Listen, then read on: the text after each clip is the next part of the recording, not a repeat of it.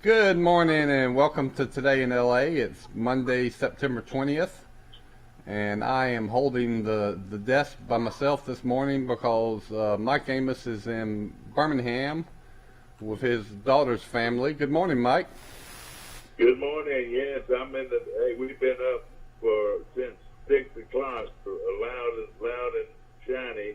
We've got a wonderful household here. Everybody's moving around, getting ready to go to school, and a little granddaughter's been playing with a little dog all morning and getting ready to eat breakfast and then go on to school herself. And we're sitting here in a den drinking a delicious cup of coffee and getting ready to watch the day go by. And of course, it is a beautiful, rainy day in Birmingham, and of course the weather is very, very reasonable as far as temperature goes, and we're excited about today, the 20th of September. Well, I think we have a lot of football games we can recap. First of all, you went to Hattiesburg, of course. You're Troy University's #1 fan and have been for a long time. So you made the trip over to Hattiesburg. Give us a report on that game. The Trojans got a big win. We went through monsoon-type weather all day long on Saturday, and of course, we knew we had the all-weather surface field that we would be playing on, but it rained and rained. We got to our hotel, and it was just flooding there. It was raining so hard that we had to sort of stay in the car for a minute or two, and we finally got in the hotel, but it was just raining hard right up until kickoff. And listen to this, after kickoff, not a drop of rain. It was a wonderful day for football. It's very reasonably, the temperature was probably down around the 60s, and we had a good time. And Troy went out and did what they needed to do. They beat Southern Miss 21-9, and it was a big victory for Coach and his staff after working real hard this week. And now Troy is 2-1 on the season, getting ready to go to Monroe, Louisiana, to play Louisiana Monroe. Well, it should be favored in that game. A good chance to go 3-1. And anytime you beat Southern Miss, that's a big. I know they're down, but that's a big win because that was kind of the model for Troy to emulate when Troy went Division I. You're exactly right. And so we went over to their home field and beat that team. I'll take it. Well, now, also this sort of Chip's coach. Hey, I didn't know you would sit there, honey. My little granddaughter is just as sweet as she can be, sitting over there quiet. She was watching us on the phone just then. But Chip Lindsey, coached there at Yep, that's right. Southern Mississippi. He was offensive coordinator, had 2 great years there, and he knew a lot of those guys. And we saw our former athletic director, and he and our athletic director were spending some time together, and and our athletic director came from Southern Miss. I tell you, Southern Miss also has that great band, and they have the Dixie Darlings. They have a big band just like we do. And our pep band was there and did a great job. But we had about 80 people, 80 band people there, or at least 2 busloads of band people that made the trip. And they sounded great. They played loud all night long. What was the crowd like after all that rain? It wasn't a bad crowd. There were probably 25,000 people there, 20 to 25,000. It was a good crowd. It's a beautiful old stadium, and it's real high. Man, those bleachers, you go up to the top of that. I'll tell you something, and a lot of people, I never realized this until I sort of handicapped myself. If you don't have rails, and listen to this, after just a few feet all the way to the top, no rails, there's no way in the world I could have climbed those steps because I didn't have anything to hold on to. And so I stayed right around the entranceway of the stadium there, or the middle part of the where you go into the stadium. And I was able to maneuver my way over and had seats on about the 10-yard line. And I was very happy after that. But again, after it gets to a few feet into the stadium and you don't have rails to hold on to, you're in trouble. Our stadium here in Troy has rails, and so it makes it easy, a lot more accessible.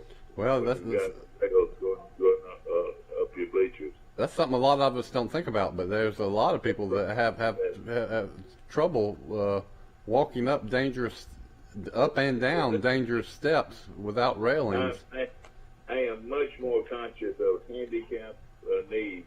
I really am. I was able to maneuver around after a little bit, but I could not have gone on up the stadium.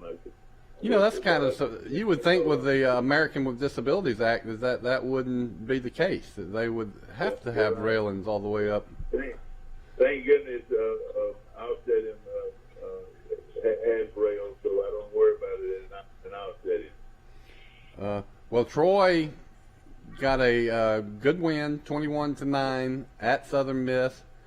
Let's talk about first game on Saturday that a lot of other people were interested in, Alabama, Florida. I was nervous all week as an Alabama fan, and for a while it looked like I was wrong. It looked like Alabama might run Florida out of their own stadium, but that did not turn out to be the case. Alabama had to hang on and is fortunate to get a win in a tough atmosphere, but the most important thing, it was a win against a good team on the road. So as an Alabama fan, I'll take that one every day. Yeah, no, you're right. Hey, listen, any Alabama fan that would not have taken a 1-point victory, they didn't watch the same game I did. Florida played them tough, no question. Florida really dominated Alabama, especially on the defensive line, and blocked Alabama's defensive linemen and linebackers, and they were gashing Alabama on the run. We were talking before we came on the air that with Ole Miss 2 weeks away, they can run it and pass it. If Florida scored 29 points, I would think that Ole Miss is going to score at least 39 against that defense. Yeah. And so can Alabama outscore Ole Miss again? Because it looks like the defense cannot stop people with a good running game. Michael Amos. Yeah, Michael Amos hadn't called in yet. He'll be calling in shortly. It'll be interesting to get his thoughts. But anyway, Alabama won, and then skipping forward to the night game, which was another great game with another raucous, sold-out crowd in Happy Valley. Auburn people must be very disappointed, but also I think there's plenty of reasons for optimism because Auburn played a good Penn State team and had if a couple plays go Auburn's way, Auburn could have won that game. Let's get to Guten Morgen. Good morning. Sorry, I called the wrong number this morning. All right. Well, you got it on the second try. We've recapped the games. We briefly hit on Auburn, and we're talking about Auburn and Penn State. We've already gone over Alabama and Florida, and Troy and Southern Miss. But so what were your thoughts on the Auburn Penn State game? I just said that Auburn. Looks like Bo Nix doesn't travel. As always, he played another really poor game. I think he was like 21 for 37. Had a ball thrown right to the Penn State guy. I mean, should have been an easy pick six. The guy bombed it like 3 times, so that would have been 7 more points for Penn State. But the guy dropped it. Walk-in touchdown. He's just not going to win you a big game, I don't think. On the road, yeah. Auburn looked okay. I didn't think Penn State was anything great either. But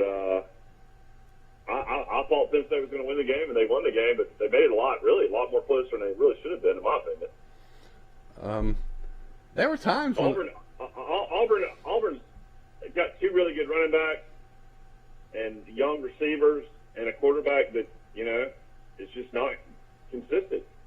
So, I mean, my 7-5, 6-6, I still think it's probably going to happen. That was a strange call at the end of the game when Auburn's got the ball on the 1.5 or 2 yard line and they throw a little fade route, which is you're going to complete 1 in 8 times. I don't know why you just don't give the ball to Bigsby and take your chances that he can get 2 yards in that situation. Yeah, I mean, Herbstreit and Fowler were real critical of that call. I mean, it takes a perfect pass, perfect execution. Auburn didn't have a go-to receiver. They lost Seth Williams and Anthony Schwartz last year off their team. I mean, really poor call, I thought, for sure. A lot of poor calls around football. The call against Memphis and Mississippi State, I felt like that punt call down in the ball. I thought Mississippi State downed the ball, but they claimed they didn't. And Memphis picks it up and goes 90 yards for a touchdown. I mean, that was the difference in that game. Boise State, Oklahoma State late Saturday night, Boise recovers a fumble. Guy picks it up and runs it in for a touchdown. Would have won the game for Boise. And the referees blew the call, said he was down.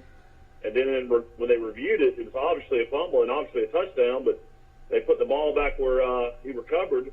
And then Boise goes on to miss a chip-shot field goal to lose the game. But I saw a lot of bad calls on Saturday. Hold on a second here. Let me get...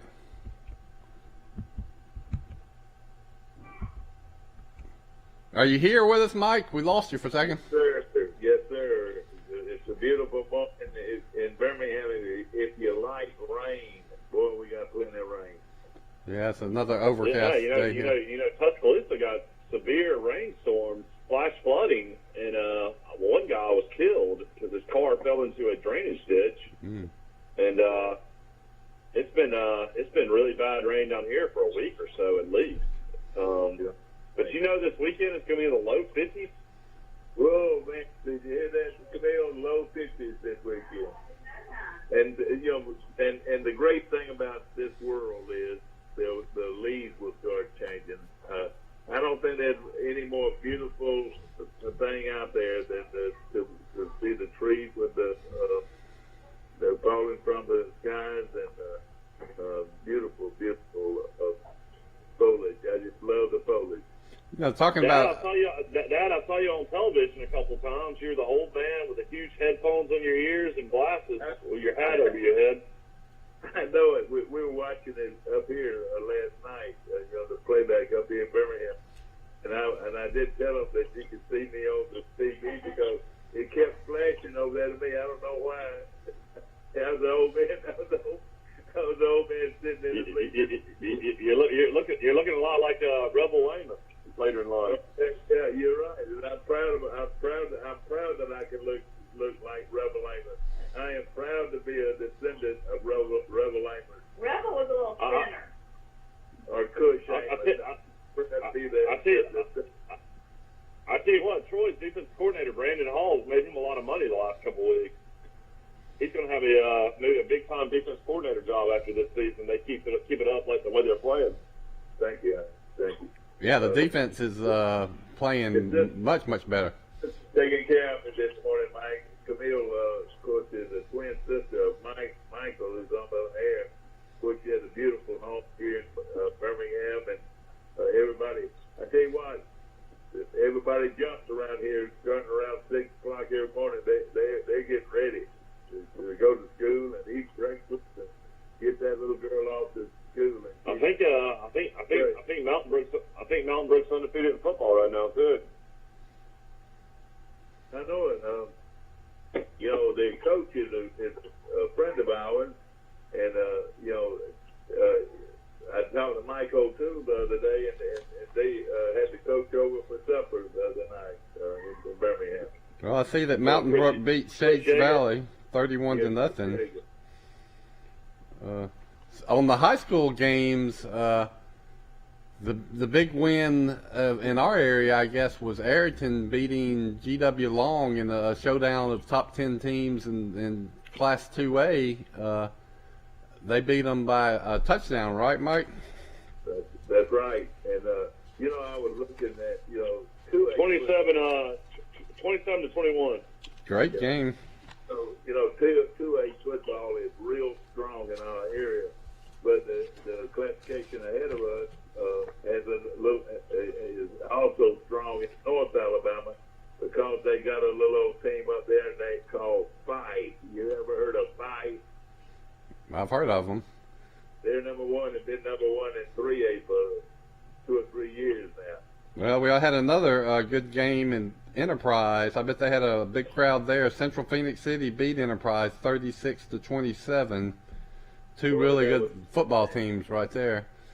A great game, and let's leave it here a second. Central of Phoenix City, their superintendent of education has to be from Goshen, Alabama. And Randy Wilkes. Oh, okay. Randy is the superintendent of education for the Phoenix City area, and he's one of the reasons they've got a great program because he's a football minded, and of course their coach is Bo Nix's father, who's been a great coach for a long time. But Randy calls the shots from the superintendent's office. That's awesome. Yeah, he is alumnus of the year this year. Did you know that? What? We haven't had homecoming yet. Randy's one of the alumnus of the year this year. Well, he coached me at Charles Henderson. He was my JV coach and my, I think, defensive line coach. It all goes back to J. Jeffcoat, really the style. And one guy, our guy down in Pike County, who's such an outstanding line coach for Pike County High School, right? Joey Dennison. Joey Dennison.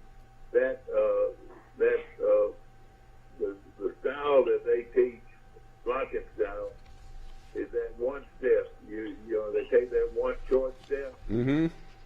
And that's that they teach blocking. And what they mean by the one step, they take a short step to get the weight under them. Now, that sounds funny to you, but so the one little half step is to get your weight under you to be able to give the complete block with all your body. And they've been teaching that a long time. I've got all the high school scores if you want to hear the games we picked. All right. Give us the scores of the teams in our area. Shocking score here. Alabama Christian beat Dale County 48-13. Dale County had been beating everybody. Andalusia got a real good quarterback. Andalusia blows off Charles Henderson 58-28. Let's stay there a second, Mike. But in that game, Charles Henderson's young quarterback, now we're talking about he's only a 10th grader. Listen to this, Mike. He threw for 380 yards and 4 touchdowns. You're talking about Parker Adams? Parker Adams, buddy. And that was against a very good opponent in Andalusia. Yeah, that's the bright spot of that game is Parker. That's awesome. Almost throwing 400 yards and 4 touchdowns. So the defense was just what didn't show up in that game for Charles Henderson. Yeah, I was about to say you still get beat by 30. Another thing about it, Mike, Parker lives right across the street from me. I didn't know that. That's right. Arrington 27, GW Long 21. Watch Arrington, boy. They are a well-coached, all-around, solid football team. Mike and I scouted them against Geneva County, and I see where Geneva County bounced back big time and beat the slop out of Abbeville, so I guess they had a lot of players out for COVID when we saw them. Has a good program, yeah. So Brantley 53, Pleasant Home 0. So Brantley continues to roll. Team that's starting to get better, Carroll 31, Headland 7. I know it. Central Phoenix City 36, Enterprise 27. Dad's favorite coach at Chambers Academy, Tommy Gary. Tommy Gary, Tommy Gary Chambers survived 30-28 over a Valiant Cross. Evidently, Valiant Cross has recruited some players.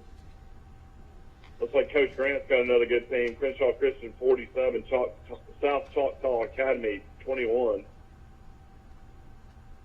You're right. Other games of interest in the area: Elba 54, Cottonwood 24.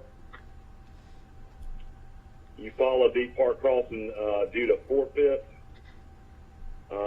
Other games in the area of interest: Geneva County beat Abbeville 49-6. So that's that score you're talking about, right? Yeah, it's just night and day compared to last week. They got beat 42-0 the week before by Ayrton. Let's see other local games. Interesting game up in Birmingham. Hoover only beat Oak Mountain 28-21, so that was a close game. We picked this game right here. Houston County survives, beat Zion Chapel 28-18. So Zion Chapel played them a better game. So Randy, other games, doing a good job with Zion Chapel. Go ahead. Yeah, I don't think they won a game this year though. Let's see other games of interest. Lou Byrne blows out Holland Home. That was another game we picked 41-0. Yeah. Who is the coach at Lou Byrne? Do y'all know? I can't remember his name. He replaced Rawls. Rawls left. That's right. Mountain Brook beat Shades Valley 31-0 since you're in Mountain Brook right now. Off beat Daleville 55-0. So Mike DeBose has got a pretty good team this year. White Liberal Arts beat Edgewood 56-0. Wow. Hayes Harrison felt the wrath of Pike Road. Pike Road won 55-0 over Rehoboth. Yeah. Man, Pike Road has built a powerhouse in baseball and football. I see where Montgomery Catholic beat the flop out of somebody again. So Montgomery Catholic is a really good team that put it on Charles Henderson in the first game. Thank you. Let's see any more scores in our area. Trinity beat Pike County 52-0. You think Jason Gregory regrets taking Pike County? Oh boy, well, he was politically correct. Well, boy, Pike County is really having a tough season. Wicksburg 60, New Brockton 18. Yeah, Wicksburg's got a good team this year. And that's it. So that's all the games. Andalusia won, Carroll won, GW Long lost to those. So that winner should be Arrington. Trinity won, Fight Live won, Central won, Houston County won, Wicksburg won, and Lou Byrne won. So the only game I missed, I went along with the Miller boy and took GW Long. Apparently GW Long had the ball at the goal line at the end of the game too and lost. Is that what happened? Boy, I tell you, that was a good ball game. Well, they were then on the early games in college football, we picked Maryland came back to beat Illinois. That was a really good game. And then Central Florida lost a heartbreaker going in to kick a field goal to win the game. Instead, the quarterback gets intercepted. Louisville takes it to the house with 15 seconds left. 70-yard touchdown. And Louisville stuns UCF. And Malzahn also lost his quarterback with a broken collarbone. Oh, man. That's sad. I tell you, that was sad because what they did, Central Florida intercepted a pass, and then on the next play, they throw an interception, and the guy turned around and ran 70 yards for a touchdown. And I tell you, it was a completely different team that I saw this week compared to last week. It just goes to show you what a good coach can do with a team. You give them a week to prepare, 2 weeks to prepare, and I tell you what, from here on out, you can expect that. You know who has 2 weeks to prepare for a big game is Lane Kiffin and Ole Miss against Alabama. Ole Miss has an open week this week. Oh boy, that is. I mean, did y'all know Ole Miss had 61 points early in the third quarter, and then just shut it down. They could have scored 80. Yeah. Oh, they could have scored. You're right. They could have scored 80. No question about it. that is shaping up to be a huge game. Ole Miss coming to Bryant-Denny in 2 weeks. Alabama. Dad, did you watch any of the Alabama game? Not much of it, but I know what happened. Yeah, I listened to some of it. Alabama, man. Let's just go ahead and be honest. They were gassed. Those guys. I mean, they had no business on the field. They should have been playing every substitute play they possibly had. Those guys had nothing left, and they were just getting manhandled on the ground. You know, that's one of my criticisms of Coach Saban, and I actually have a few. But he does not substitute. I mean, last year he played Dylan Moses every snap at inside linebacker, and if you watch film of Alabama, Dylan Moses was, bless his heart, was awful. Probably never really came back from that knee injury. And I'm wondering, why don't you play, Moody, number 42, or he's a good linebacker. And but yeah, they do not substitute or rotate players like they should, especially when it's as hot and humid as it apparently was in the swamp. In Alabama, Bill O'Brien, I mean, offensive play calling, I mean, it looked great when they got up 21-3, but I mean, he just abandoned the run. Yeah. It wasn't like Brian Robertson wasn't having a good game. He rushed for like 80 yards. I noticed that on those three series where they went 3 and out right in the row, they completely went away from the run. I didn't get it either. Alabama does not have the play caller that they that they had last year anywhere close to. Alabama totally blew their opportunity late in the game in the fourth quarter. They had the ball at the 2-yard line, and they tried to get cute. And then Bryce Young walks in for a touchdown if he just runs the ball. Bryce Young refuses to scramble. Mm-hmm. I mean, he's going to throw it 90% of the time, it looks like. He doesn't want to run. I guess because he's not a big guy, don't want to take the licks. But that's a walk-in touchdown, and then he gets deflected. And the Alabama guy, Latu, the tight end, almost still catches it for a touchdown. But I hated that play call. But I told my wife down there, I almost was glad we got the false start to kick the field goal, because that at least put us up by 8, and that ended up winning the game. You know, I had the exact same thought, Michael, that was probably the best thing that happened, because I don't think Alabama, if they would have gone for it, I don't think they would have made it. And so at least you got the points, and that was the difference in the game. Is that they? Well, did Florida turn around and drive 99 yards for a touchdown? Well, that was before. They did that earlier in the third quarter. You know, Emory Jones played the game of his life, I felt like. Hey, come here, man. My little granddaughter's getting off this. But it seems like when Alabama's defense does not show up, they don't show up, and they wilt in the second half. And if that game had gone into overtime, it would have taken a fluke play for Alabama to win, because Alabama was never going to stop Florida's offense, in my opinion. Yeah, Mullen now falls to 0-11 against Alabama, but man, his last 3 teams, 1 at Mississippi State and 2 at Florida, have given Alabama all they wanted. He knows what and see, thing about it, the old Miss coaching staff can see all of this, and they do pretty much the same thing that Florida does, and that's going to be a great game when they play Ole Miss. Except they got a quarterback that can throw it a lot better and better receivers. Yeah. So Corral can run too.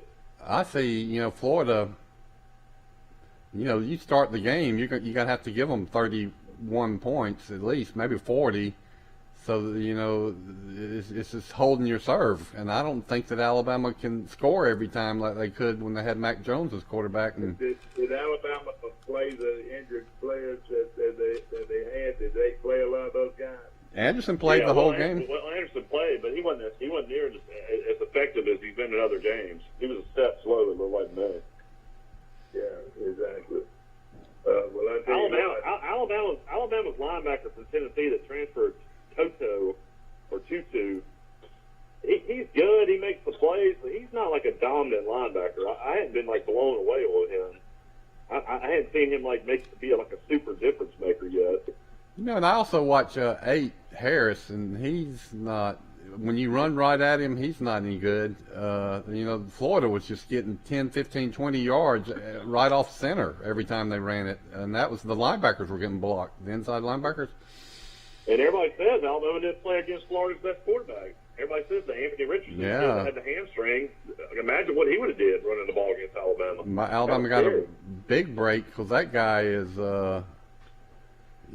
he's going to make some special plays. He might not be polished, but if they get him back, and the plan is to rotate to use two quarterbacks, and I get why they're going to do it.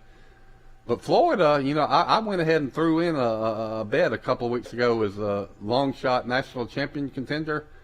I put 10 on Florida, so Florida could still do it.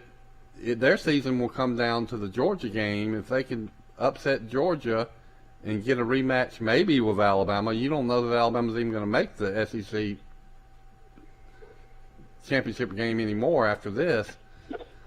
Might be playing Ole Miss. Heck, they might be playing Arkansas. Who knows? Yeah, what kind of crowd do they have at the Southern Miss Troy game? They have about, 15, 20,000? He told me they had about 25,000, which is really? pretty good after all that rain. Alabama plays Southern Miss at 6:30 on Saturday night. I figured that would have been an early morning game, but I cannot imagine, after watching that freshman quarterback Tease make his first start ever against Troy, and Troy sacked him 10 times, I don't know how many more tackles for loss, how bad that's going to be if they go in there against Alabama. I know they're 46-point underdogs. Oh, my gosh.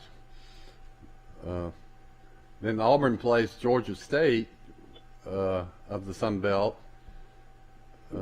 Have you checked the line on that one? Probably about 28. No, I haven't seen the line on that one yet, but Auburn, Georgia State, I thought was going to be a lot better this year. They got blown out by Army, and then they got beat by somebody else. They won over the weekend against Old Dominion. Here's the Vegas lines for this week. They got released.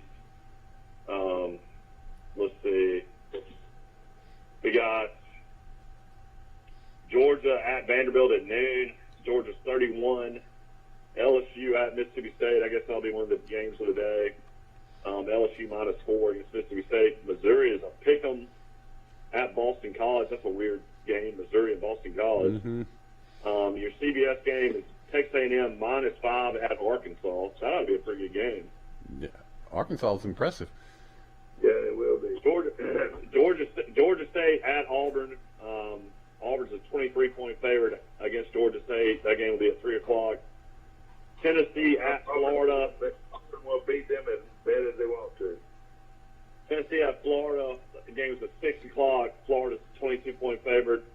Kentucky survived UT Chattanooga. Barely beat Chattanooga 28-23.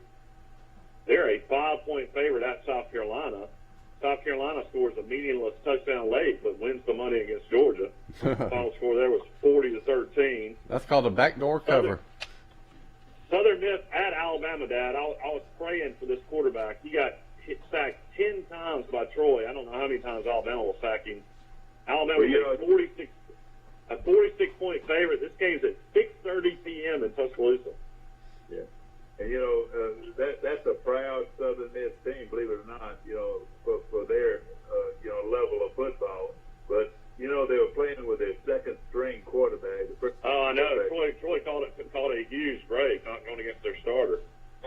Sure did. And, that kid's going to be the young kid that played against Troy, though, is going to be a good player, but he's not ready yet. He plays baseball, too, for Southern Miss. He plays both. He was the first guy Will Hall called. Yeah. Apparently, Will Hall was trying to recruit to Tulane. Yeah. Back to Troy again. I like Troy was not effective at all in the first half. Let me tell you, Southern Miss had a big defensive front, so Troy was unable to run straight at them the whole night. But I thought that coach and his staff made some big calls in the second half, and I thought our quarterback in the second half looked very good. I was wanting, I'll just tell you this, the truth. I was wanting Coach to change quarterbacks at the half. That's how ineffective, to me, the Troy quarterback was. He came back and played real well, and Troy scored 3 touchdowns unanswered in the second half. But it wasn't good. It wasn't smooth sailing in the first half, and I was ready for. Yeah, when Troy intercepted that ball, Richard Juvenor, in the first half, and he runs it back to the 11-yard line, we go -1. I think we throw a little pass somewhere across the middle, gets dropped. Then he gets sacked for about 8 or 9 yards, and then we botched the the snap on the field goal attempt, and Troy still kicked the field goal all year. But when that happened, I about lost my mind, about turning the television off. I tell you what, if Troy can't run the ball, though, which they haven't been able to run all year other than, Southern, Troy's just not going to be able to win many games. I mean, I don't know if Vidal, I don't know if Vidal's your running back. Smith, bless his heart, it's his 6th year. DJ Smith, and he gives up a horrible fumble late in the game, and that game should have been 21-3. Southern Miss wasn't going to score, and then Will Cholo made everybody out in Vegas jump up and down when he blocked that extra point because the line was 11 and Troy won by 12. That was huge. But I don't know. I mean, did they need to give Cam Woods a shot? Did they need to give DK Billingsley a shot? These running backs are not getting any yards. No question about it, especially up front. We're not getting any push, what we call push at all. I mean, Billingsley rushed for 1,000 yards a couple of years ago in his 4th string. It's kind of hard to believe. Let me tell you this. Let me tell you something. The key to the first half for Troy. Punter did a great job. Troy's punter did a great job to keep Southern backed up. How in the world do we get that kid from Houston? We got him from UConn. He's an Australian. He's an Australian punter from UConn. Transfer. How in the world did Troy get him and nobody else? The guy was kicking 50 yards a game. I think Troy got a jewel because Troy he did a great job of backing Southern up for most of the game. So I watched Neil Brown almost choke it away against Virginia Tech. I mean, they're dominating. They're on 27-7 into the 4th quarter. Virginia Tech gets a touchdown, gets another touchdown. Then the West Virginia quarterback, he's got to get a better quarterback. Throws maybe one of the worst interceptions I've ever seen in my life. They're literally trying to run the clock out, and he throws an interception on a screen pass. Oh, God. So Virginia Tech's got 4 shots from the 10-yard line to win the game. Neil Brown has no timeouts left. So anyway, West Virginia stuffs them, and they end up winning 27-21, biggest win in Neil Brown's history as a coach of West Virginia. But Tyler Sumter, the former place kicker and punter at Troy, I watched him. He kicked a 70-yarder against Virginia Tech, a punt. That's what I heard. I heard that. And, Sumter, like you said, was Troy's kicker 2 years ago. He's been Brown's kicker for the last 2 years. Is that right? Yeah, but, I mean, that was a huge win for them to hold on to beat Virginia Tech. So Neil's got it going. I think they play Oklahoma this weekend, though. Ooh, Oklahoma doesn't look like Oklahoma, do they? They were. I watched most of the Nebraska game, and Nebraska hung with them really well. Well, they sure did, and it just shows me that Oklahoma's not near as good as I thought they would be coming off last year. This is not an explosive Oklahoma team. It's that we thought it would be. All the usual suspects in college football don't seem to be near as dominant. You've got Oklahoma that's barely winning, barely beat Tulane, that Ole Miss slaughtered. Clemson, who can't score. I mean, Clemson barely beats Georgia Tech. Ohio State has not been impressive at all, and they've already lost. Even Alabama, their big win is Miami, who's not any good, and then they, barely. Alabama got outgained by Florida by about 120 yards in that ball game. Really? Yeah. Well, Michigan State. I picked Michigan State to beat Miami, and my God, they blew them out, 38-17. They've got a good team. I tell you, the team you better watch is Cincinnati. Cincinnati has got a good football team. Yeah, but Indiana was winning that game the whole time, and then made 2 horrible interceptions. and that would have been an upset. Yeah, that's Cincinnati had to come back and win that one.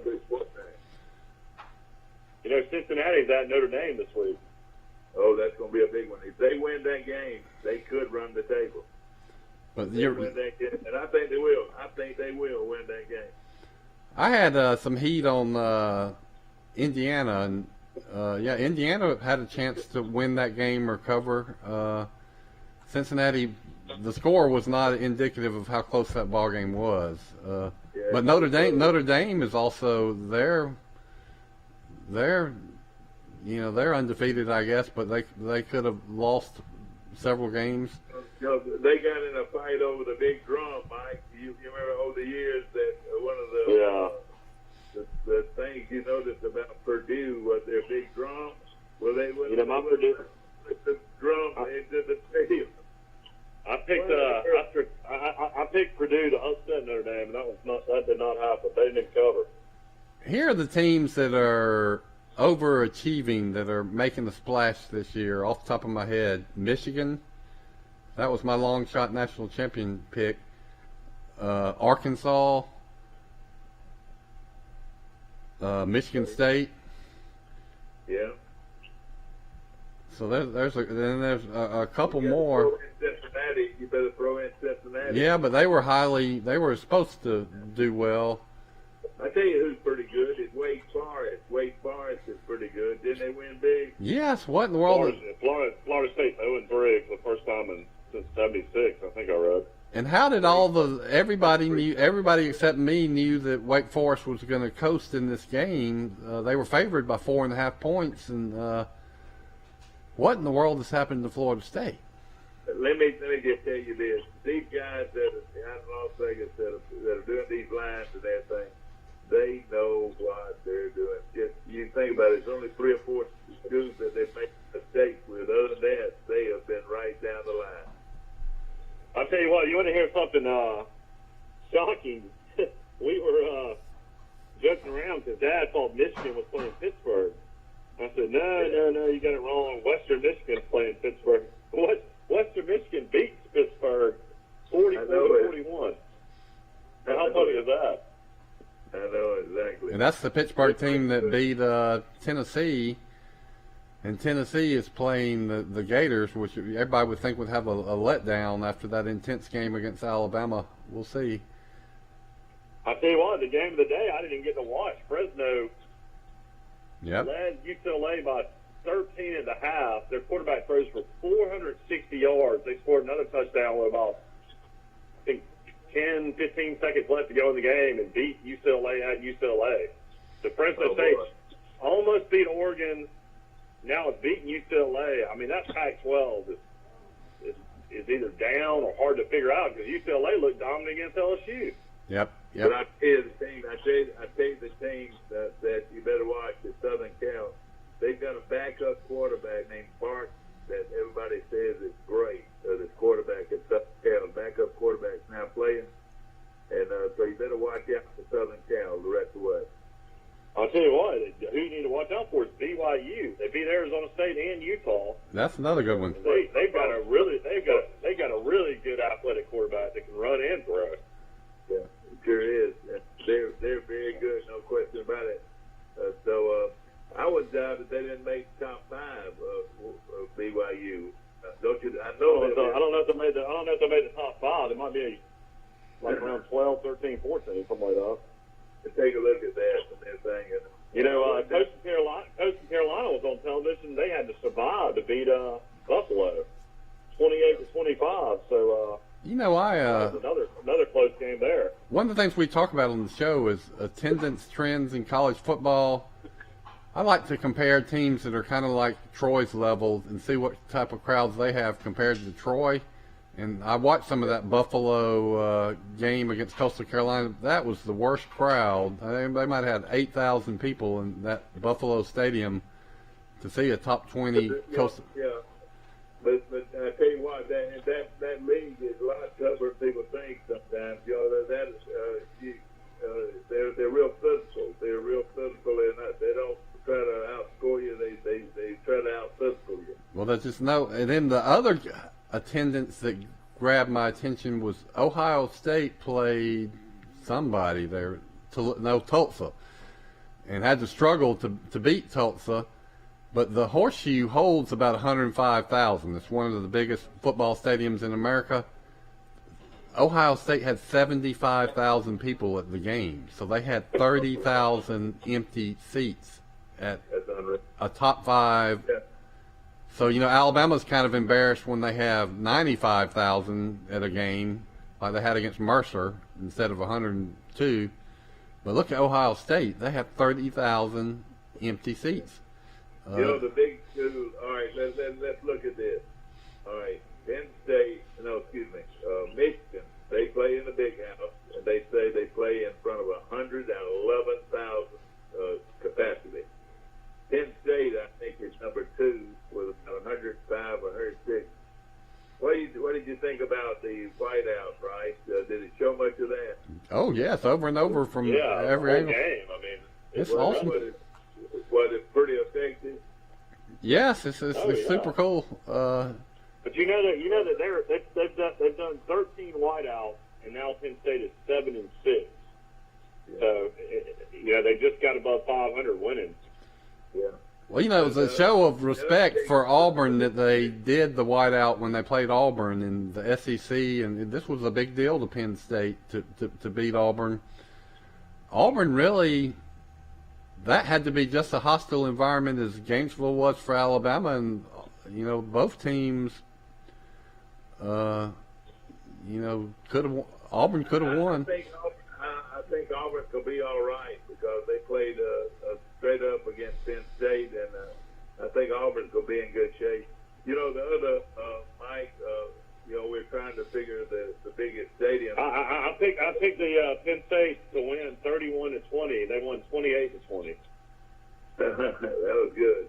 Well, it should have been 28-26 because. And then Auburn gives them a touchdown with that gadget play fumble they run right to start the third quarter. That's what the coaches always say.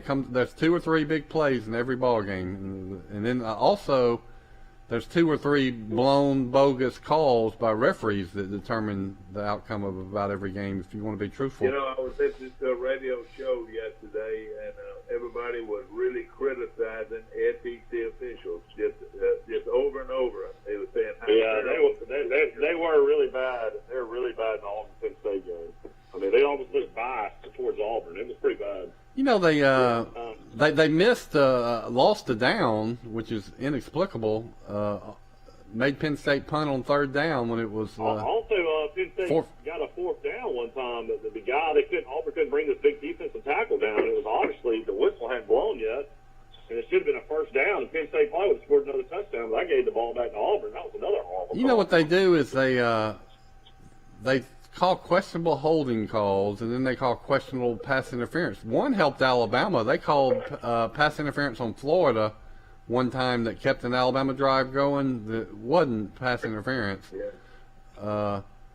Did you see that? What game was that? You're talking about the one on Mechie that time? Yeah. That was kind of a phantom call, yeah. Just don't call it. Keep the flag in your pocket. There was one play where they called targeting on the guy. I don't know if it was an NFL game or a college game, where he's tackling the guy who's lunging towards the goal line at the 1-yard line. Right. That was the Auburn game. That was their top linebacker, in the 4th quarter. That's right. And I don't know what that guy is supposed to do, how he's supposed to hit that guy, other than, is he supposed to slide and hit him with his feet? He hit him with his shoulder, but, that's a bang-bang play happening at 100 miles an hour, and he's trying to keep the guy from scoring, and they call targeting on him. All right, guys, let's go to a break. Let's take a short break. We'll be back some more Today in L.A., brought to you by Premier Dodge Chrysler Jeep and Ram Truck on the bypass right here in Troy. The scoreboard. J.D. Power's #1 in initial quality midsize truck. Jeep Gladiator. 0 APR for 36 months. And no payments for 90 days. Shop PremierTroy.com today during Jeep Adventure Days and save thousands. Nobody beats a Premier deal. Nobody. Run it. Welcome to ESPN College Football. This is going to be wild. Run it.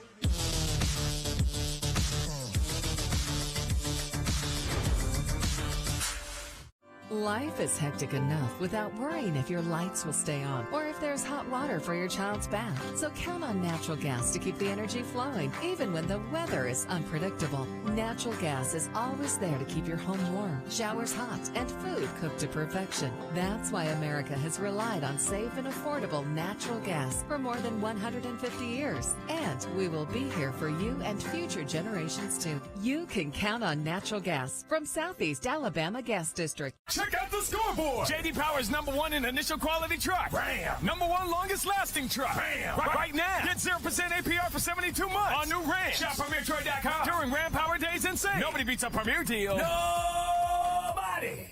Check out the scoreboard. J.D. Power's #1 in initial quality midsize truck. Jeep Gladiator. 0 APR for 36 months. And no payments for 90 days. Shop PremierTroy.com today during Jeep Adventure Days and save thousands. Nobody beats a Premier deal. Nobody.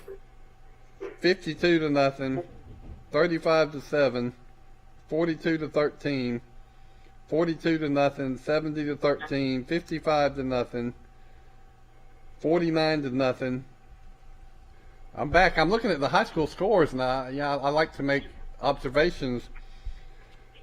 And I just picked about 8 games in a row on the sheet, and about 90% of these games are blowouts. A lot to a little. I don't know what that means, but you see very, very few close games. I mean, most of the games are 5, 6, 7, 8 touchdown difference. Why is that? I guess that's it. I tell you what, did y'all watch the end of that Ravens game last night? Yeah, I went to top score. Who won?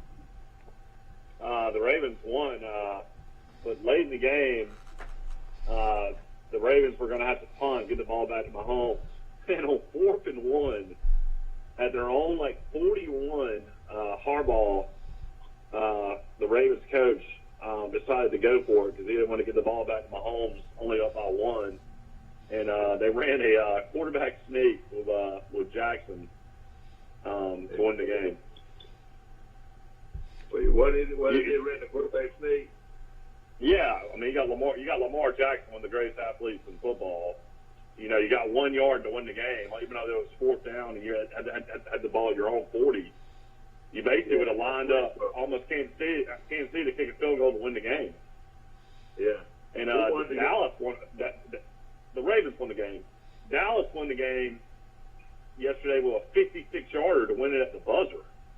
You don't see many 56-yarders to win it. The guy kicked a 62-yarder yesterday. A 62-yarder. The place kicker, I want to say it was from. Doggone it, I can't remember. But he kicked a 62-yarder. I do want to mention this. You know, Texas Tech is now 3-0. They're going to play Texas this weekend, and I guarantee you, Troy fans just do not appreciate what a big transfer this was. Kalen Geiger had almost 150 catches for Troy in his 2 years, and he transfers out and goes to Texas Tech. All he did on Saturday was have 7 catches for 130 yards for Texas Tech. I saw that, Michael. I'm glad you mentioned that. I looked at the stats. I mean, that's a guy that Troy really needs. I mean, Barber's starting to develop. The kid out of Dothan High School had a good game for Troy.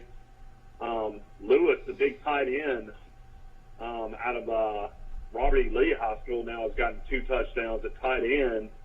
Whittemore's brother, for Troy had a good game, but Whittemore's brother had a good game for Florida against Alabama. You know, his brother plays wide out for Florida. Oh, yeah. So that Johnson played a tremendous game for Troy, had 10 catches. But, man, Reggie Todd's been a non-factor this year. Geiger is a huge loss for Troy. Well, it's the best offensive player Troy had, and he was poached. Or, you know, he had reasons to transfer, but you get used to it. I mean, it's I've talked about losing Marcus Jones that probably lost Troy a couple of ball games. But this receiver, you're right. If Troy has him, they are scoring 1 touchdown more a game at least, right?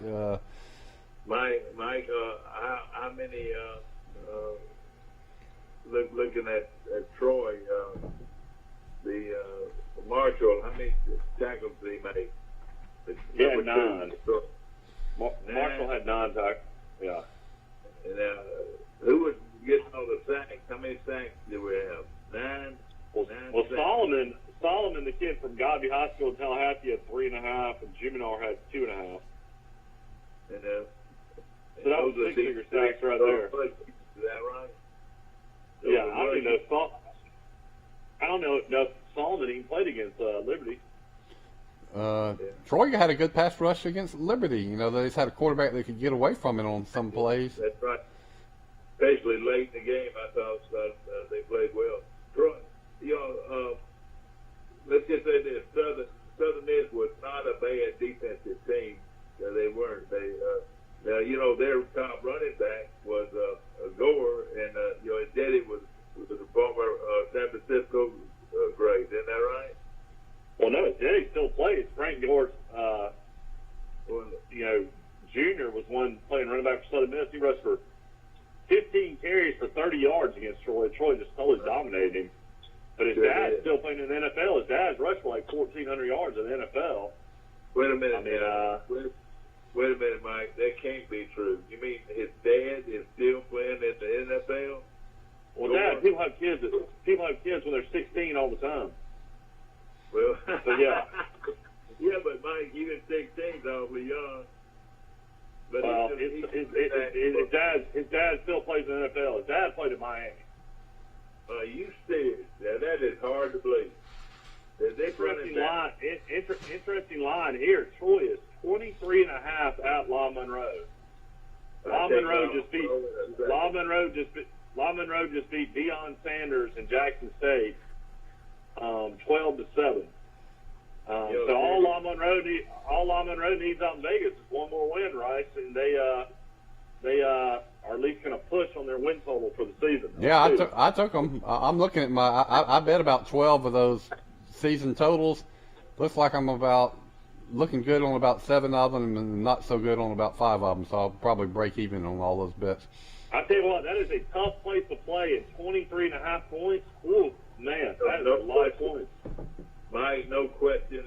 I would take La Monroe in a second in that game. Troy might win the game, but it's going to be a tough one. They'll play Troy tough. You watch. And they're not that terrible either. They're much more improved with Terry Bowden as the coach. And they got Rich Rodriguez, their offense coordinator. Yeah, I know it. That's right. Mike, you're still ringing my bell on this Frank Gore Jr. deal. We're talking about. You want me to Google? You want me to Google Frank Gore then? Yeah, please Google because he must have been playing in the pros a long time. We're talking about, ladies and gentlemen, Frank Gore Jr. Frank Gore is a current running back for the New York Jets. He is 38 years old, and his son is a sophomore or junior at Southern Miss. Isn't that amazing? But Troy Hill, his son coming into the game, has gained over 100 yards last week, and Troy Hill in less than 30 yards this week.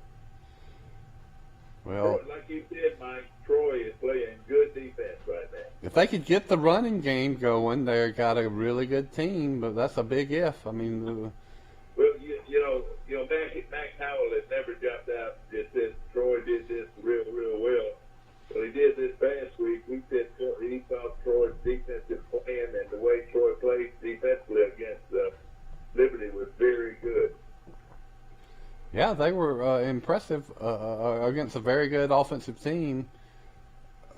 Liberty, they beat. Well, let's just say this: if Troy can go to Louisiana Monroe and win, and it will be a tough chore, I promise you. Then you turn around and got a shot at South Carolina the next week. Yep. So it's going to be fun. It's going to be a lot of fun to watch. If Troy's, I see the Troy South Carolina game as being a game that Troy can win if they play up to their potential. But let's don't get ahead of ourselves. You're right. Exactly. I don't want to get it. It's because I promise you, Monroe, I guarantee you, they'll think they can win playing Troy. Yep. Well, they can. You know, Troy's not that good. And Rod Rodriguez, they know all about it too. This would be a huge win for them. This would be Monroe would really need it. And then of course Troy still. I don't know if they're upset about it, but Troy didn't like the fact that Louisiana Monroe kept them from going to the bowl game last year. Well, Troy, we found out later Troy when they got all the Sun Belt Bowl tie-ins, there was 5 of them, and Troy had a losing record in the conference, so they wouldn't have gotten a bowl even if they would have been 6-6. Yeah. All the other teams had better conference records. Frank Gore, this is amazing stat. He's rushed for 16,000 yards on the dot in the NFL. He is third all time behind Emmitt Smith and Walter Payton. I would have never got that in a million years. Gosh. Who has he played for? Frank Gore is sure Hall of Fame running back, even though he did it really for his longevity more than anything. I mean, he's ahead of Barry Sanders. He's ahead of Adrian Peterson, Curtis Martin, Ladainius Thompson, Jerome Betts, Eric Dickerson, Tony Dorsett, Jim Brown. So, yeah. Oh, yeah. It's amazing. Has he ever been an all-pro, had a breakout season? I've hardly ever even heard of him. He's been in the Pro Bowl 5 times. Well, there you go. So I don't keep up with the NFL like I used to. I keep up with Tua. Tua got hurt early in the game. That's what's going to bother Tua his whole career, I'm afraid, is injuries. Yeah, broken ribs, they're saying. Broken ribs? Like Jones did yesterday. How well did he play? Mac Jones did Julio well. Jones had, Mac Jones or Julio Jones? Well, both. To give us. Well, yeah, Mac Jones threw for 186 yards. The Wilson kid from BYU threw 4 interceptions, and New England blew out the Jets 25-6. Julio Jones had 130 yards receiving for the Titans, and they came back. Derrick Henry went crazy in the second half, rushed for 175 yards at Seattle, and they won in overtime yesterday. Let me tell you, I watched that game, and out of all the running backs I've ever seen, ladies and gentlemen, I'm telling you this. I've never seen a more dominant running back. Everybody who watched that game said, "There's no way. I mean, no way they can stop him." And sure enough, every time they gave it to him, they could hardly tackle him. He is such an interesting. He doesn't juke people, and he doesn't really lower his head and run over people. But all he does is once he gets going, he just gets yards. Yeah, and he's just so strong. He is so strong. And then y'all notice and then when he gets an open field, he outruns everybody. Yeah, he can outrun people. He is a remarkable running back, and that in the fourth quarter, just hand it to him, and he's gonna knock people over and score. I saw where Najee Harris had a highlight reel play. Did you see it, Michael? No, I didn't get to watch a lot of the pro games. He did a Derrick Henry type stiff arm. It was the Steelers versus the I can't remember who they were playing, but they handed it off to Najee, and he stiff armed some linebacker and just threw him down like he was a rag doll. Yeah. Just like Derrick Henry does. Yeah, that was no question. The Ravens won 36-35. I've got all the NFL scores if you want them. I think it was the Steelers and did they play the Raiders? Boy, that would have been a great game back in the Raiders won the second game in a row. Yeah, Ruggs had a 70-yard TD reception. He had over 100 yards receiving too. From Robert E. Lee High School. That's right. No question about it. Yeah, here's a recap of the NFL yesterday.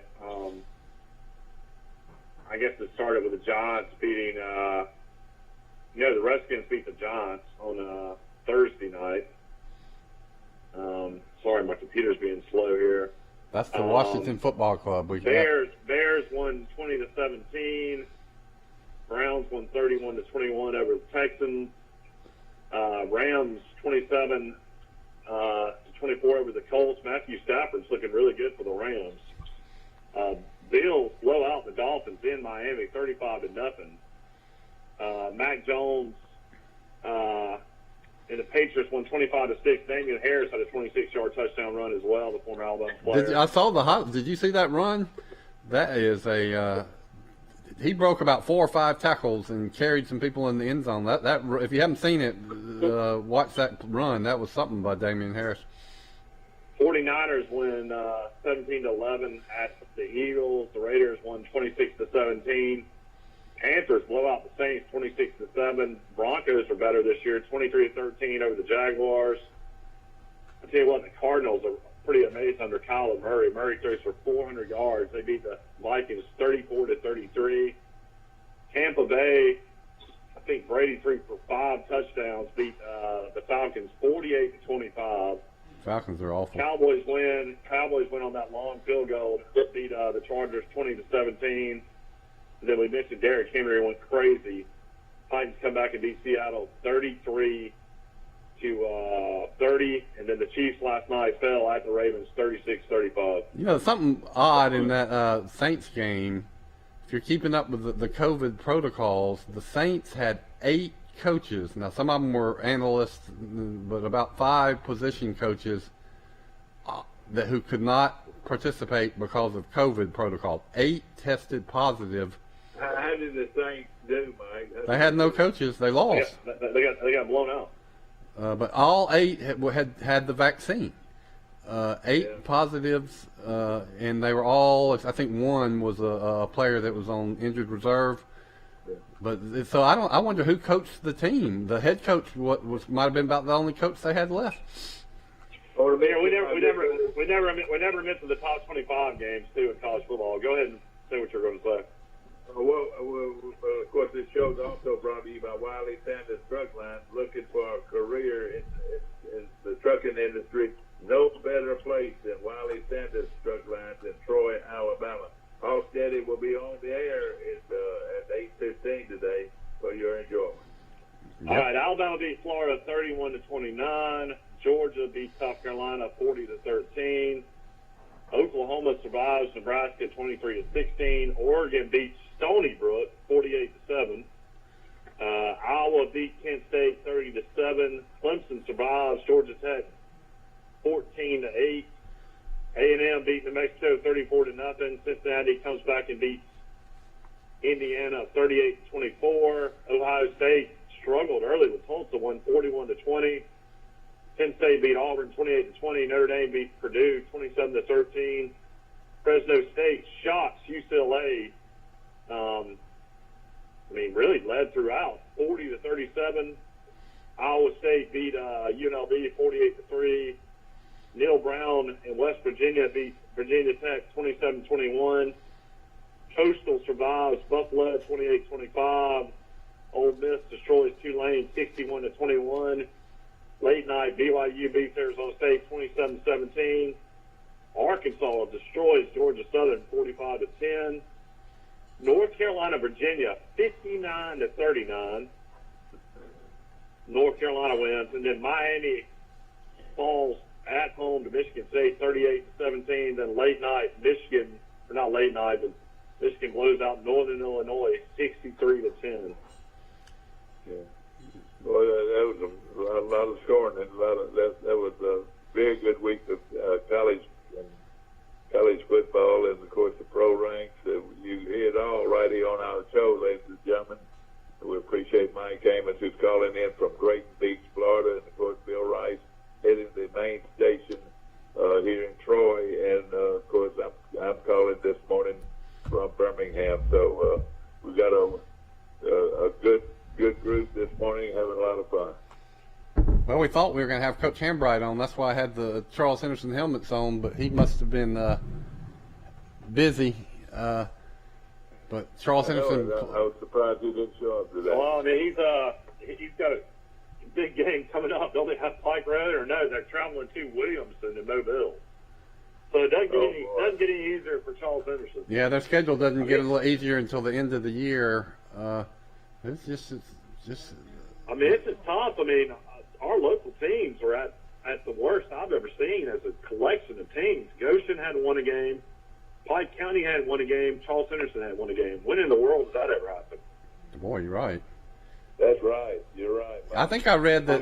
I mean, Pine Level Arts is lost one game. They kind of got blown out at home by Escambia, but Escambia's probably got the best team in private school football. I don't know. I mean, it's just amazing how down football is in just this county of Pike County. I read some interesting trivia about Florida football. University of Florida, Miami, and Florida State all lost yesterday, and that's only like the 5th time that's happened in the last 50 years that all the 3 major Florida teams lost on the same Saturday. I guess you could also throw in Central Florida lost too. I'll tell you something I read. I think this was Alabama's 18th straight win without a loss. But something in the SEC, this was mind-boggling. They won 32 straight against the SEC. 32 straight. Isn't that amazing how they have dominated the Southeastern Conference? Oh, there's so many streaks. 32 straight games get SEC upon. You could fill up a couple of pages of streaks and superlatives. Another one is Alabama's won 99 in a row against unranked teams, so they should make that 100 against Southern Miss. So that tells you that Alabama does not ever lay an egg, and the games they're supposed to win, they take care of business. That's a real credit to Coach Saban. All right, here it is. I want to see if y'all noticed it. Does Saban look like he's growing a mustache? He looks like I didn't say that. Looks like he's dyeing his hair more and more, but other than that, I don't think he's growing a mustache. It looks to me like he's growing a mustache. Oh man! I don't think that. We need to remember we got the Ryder Cup this week as well over the weekend, so that'll be fun to watch. Oh, I love that. They make such a big difference of the Cup, and to me, these guys have been playing against each other every day for years. I can't see the Ryder Cup. If these guys did play against each other every day, it'd be a different story. But they do. But they're representing their countries and continents, and it's match play. And for some reason, I'm like Michael. I love it. I mean, it is pressure-packed, great drama, and America has been getting embarrassed really the last couple of decades. Yeah, but it's like America against the world. It seems like that the other team had their pick of every other. They do. Place. Everybody they have their pick of about 20 countries, so it is. It's not fair to the United States. All we got is just these United States of America. But we still used to be able to win it playing. First, it was America versus the United Kingdom, and then America was dominating that. And so they said, well, let's make it America versus Europe, and that made it more competitive. It seems to me that it just matters. It means more to the players from Europe for some reason. But I am looking forward to that. How about Thursday and Friday in Troy, Alabama? 77-55 is the low. 79 is the high on Friday. 54 is the low. I mean, the 50s all weekend in Troy. I tell you what, Monroe, Louisiana, it might be a cold game up there. You might have to bring a jacket. Well, I doubt if I'll be going to that game. It's not that I don't want to root on the Trojans, but you're 74 years old. You can't go to all of them. Well, hey, we're going to South Carolina. My wife said I could go to South Carolina, Mike. So. Right. Well, all right, man. That's what we'll do. We got to wrap it up for Halstead. All right, let me wrap it up. We appreciate everybody watching. We'll be back at 7 o'clock tomorrow morning, and appreciate you watching. Appreciate you supporting our sponsors. And guys, talk to y'all tomorrow morning. Mike, you'll be back in Troy, I guess. Yes, sir. I'll be there. Look forward to it. All right. Have a good